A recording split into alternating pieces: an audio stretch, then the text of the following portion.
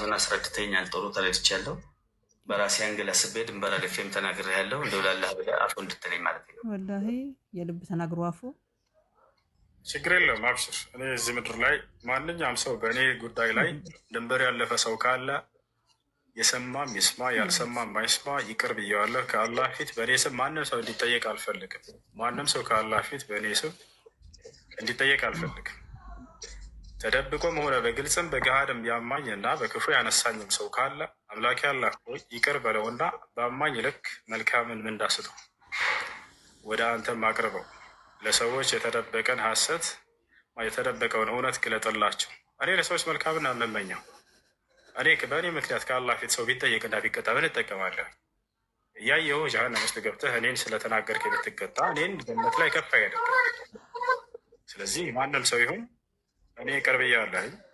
ግን ያልገባው ማንኛውም ክርስቲያንም ይሁን የሌላ እምነት ተከታይም ይሁን በቃ ዓላማችን እውነት ላይ መድረስ ነው። የነቢያትን መንገድ ማወቅ ይሁን ተው። ህይወት ነው፣ ህይወት ነው። በህይወት ላይ አትቀልዱ።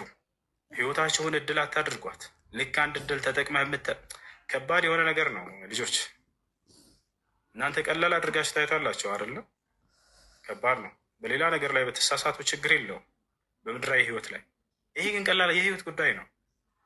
እነ አብርሃም እነ ይስሐቅ እነ ያዕቆብ ዝም ብለው በከንቱ አይደለም እዚህ ቆይተው አስተምረው የሄዱት። ያን ሁሉ መስዋዕት የከፈሉበት በከንቱ አይደለም። አብርሃም እሳት ላይ ተወርሮበታል ለዚህ ለእውነት ሲባል። ዮናስ በአሳ ነባሪ ሆድ ውስጥ ተጥሎበታል። ዮሴፍ እስር ቤት ውስጥ ገብቶበታል። ኢየሱስ ወይንም ዒሳ አይሁዲዎች በእርሱን ለመግደል ለመስቀል እስከ ማሴር ደርሰውበታል። አምላክ አላህ ከእጃቸው ነጥቆ ባይወስደው ኖሮ።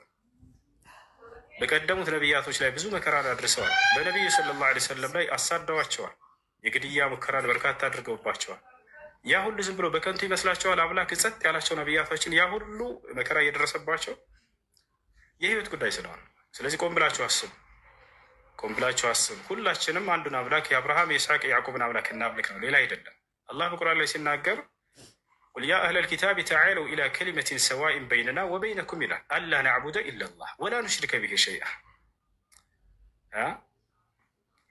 እናንተ አይሁዲዎችና ክርስቲያኖች ሆይ የመጽሐፉ ባለቤቶች እኛንም እናንተንም እኩል ወደሚያደርገን ንግግር ወደ አንዱ ንግግር ብቻ ነው። ያ ምንድን ነው? አንዱን አምላክ እንጂ በብቸኝነት እርሱን ብቻ እንጂ ሌላን ማንንም አናምልክ ወደሚል ንግግር ብቻ ጥራቸው። በእርሱ ላይ ማንንም አናገራበት።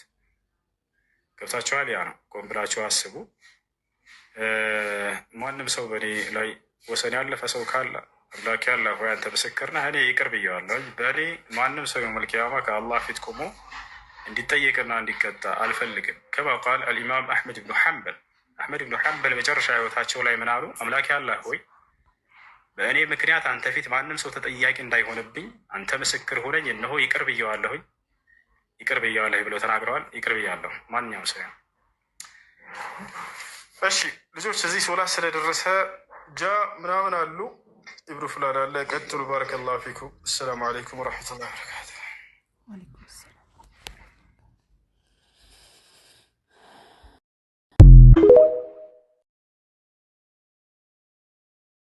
ቀልቤ በጣም ነው የተሰበረው፣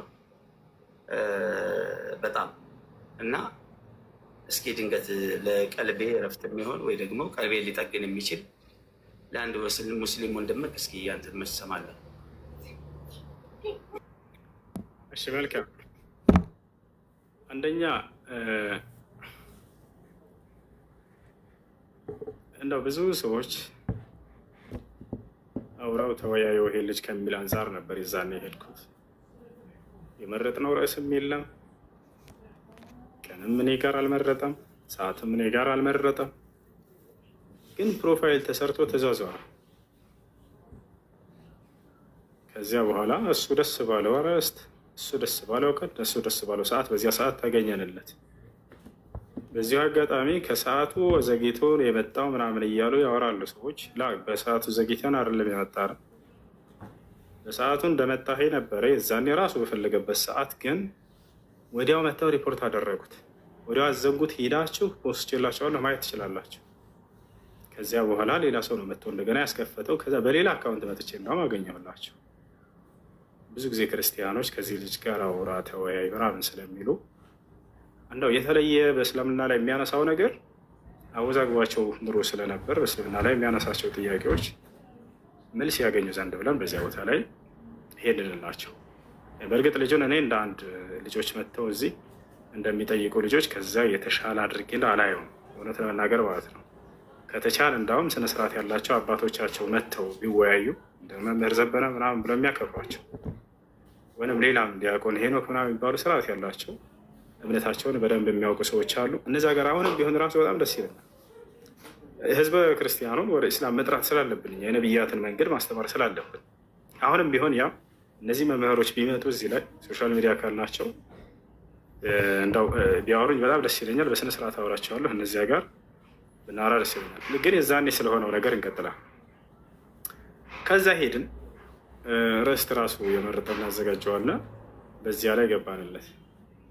ከዚያ በኋላ ያወራነውን አወራን። በዚያ ቦታ ላይ አምላክ ማን ነው የሚለው ነበር አርዕስቱ። እውነተኛውን አምላክ ደግሞ ለሰዎች ማሳወቅ አለብን በሚለው እርሱም የመሰለውን እውነተኛ አምላክ ነው ብሎ እንደ ክርስቲያንነቱ ያንን ሊሰብክ መጣ። በዚያ ልዋይ እኔም ደግሞ አምላክ ማን ነው የሚለውን አላህ ነው የሚለውን እንደ እምነት ያንን ልናወራ መጣ። ከዚያ በኋላ የመጀመሪያ 5 ደቂቃ ነበር። እርሱ ያንን ያዘና አምላክህ ማን ነው የሚለውን ማን ነው በነቢያት የተሰበከው አምላክ ነው አርዕስቱ።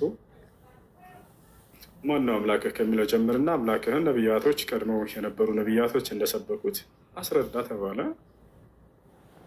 አምላኬ ያህዌ ነው አለ። ሰምታችሁት ከሆነ ክርስቲያኖች ያህዌ ነው አምላኬ አለ። በጣም ጥሩ። እንግዲህ አሁንስ ያህዌ አምላኩ መሆኑ ስበክ ተባለ። አላህ ሰይጣን ነው በማለት ጀመረ። ልጁ ተው፣ ስነስርዓት ያዝ።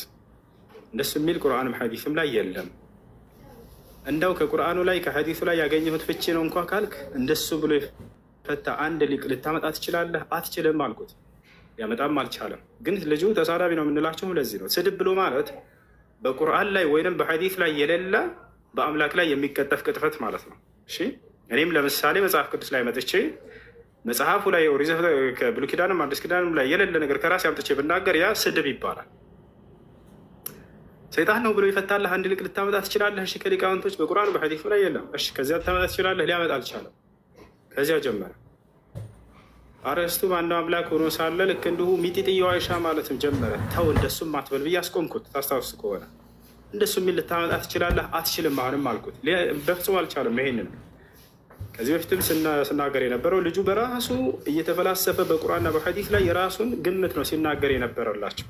ያንንም አሳያቸው የዛኔ። ከዚያ መካከል ይሄ ሁለቱ ኪስ ሰይጣን ነው ብሎ ይፈታለህ አንድ ሊቅ አምጣ፣ ሊያመጣ አልቻለም። አይሻ ሚጢጥዬ ነች የሚል አምጣልን፣ በፍጹም ይሄንንም ሊያመጣ አልቻለም። እንቀጥላለን። ከዚያ በኋላ እንዳጠቃላይ አርዕስቱ ማን ነው አምላክ የሚለው ነበር። ያህዌ ነው አምላኬ ብሎ ልጅ ተናግሮ ነበር። ያህዌ ነው አምላኬ ካልክ ያ የነቢያቶችን አምላክ ከሆነ አንተ የምታምነው በአዲስ ኪዳን በመጽሐፍ ላይ ኢየሱስ ክርስቶስና ሐዋርያቶች ያህዌ አምላክ ነው ብለው የሰበኩበትን አንድ ጥቅስ አምጣና አምላክህ ያህዌ መሆኑን አረጋግጥ አልኩት። በሙሉ ውይይቱ ላይ ሄዳችሁ ማየት ትችላላችሁ ክርስቲያኖች። አንዲት ቦታ ላይ እንኳን ያህዌ አምላክ እንደሆነ ብሎ አዲስ ኪዳን ላይ የጠቀሰው ጥቅስ የለም፣ ያመጣው የለም። እዚህ ጋር ነው ያለቀው ጉዳዩ። ምክንያቱም